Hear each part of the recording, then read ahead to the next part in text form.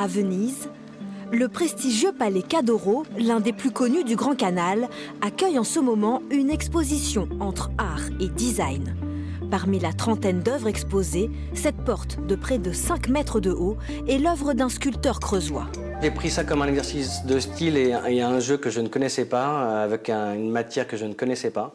Et je me suis approché d'un geste facile et libre avec l'argile, la terre cuite et le grès pour me donner un temps très restreint de 3 mois de réalisation sur le projet, un projet spécifique pour le musée du Palais Cadoro, qui est la porte du paradis, en face justement de Saint-Sébastien, qui représente tout de même la violence du monde. Pour tourner le dos à cette violence, l'artiste a choisi le symbole de la porte, une porte composée de tablettes de terre cuite, dont voici la maquette.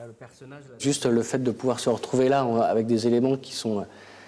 On ne sait pas s'ils sont en mouvement, en train de s'envoler ou sont prêts à s'effondrer sur toi. Donc ça donne un moment très délicat et assez précieux sur ce qui est fragile. Et dans cette poésie-là, je trouve ça beau de se dire qu'on est tous dans une instabilité et que tout est en mouvement. Argile, métal ou plastique. Pour Vincent Dubourg, la matière brute se décline au service des idées. C'est juste révéler, oui, ce qu'est la matière dans son état, dans son jus, sans décor, comme on pourrait être tous sans éducation quelque part. Donc, pour beaucoup de pièces, on a l'aspect d'une matière brute, mais qui cache toute la technique, la plus justement délicate et construite.